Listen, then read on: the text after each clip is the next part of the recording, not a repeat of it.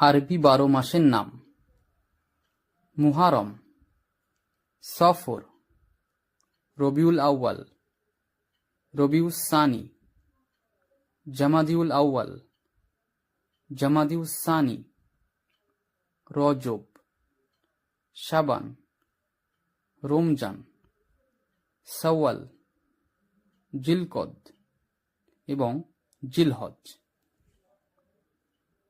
আরবি 7 দিনের নাম: ইয়াউমুল জুমআ অর্থাৎ শুক্রবার, ইয়াউমুস সাবত শনিবার, ইয়াউমুল আহাদ রবিবার, ইয়াউমুল ইসনাইন সোমবার, ইয়াউমুস সুলাসা মঙ্গলবার, ইয়াউমুল আরবা বুধবার এবং ইয়াউমুল খমিস বৃহস্পতিবার।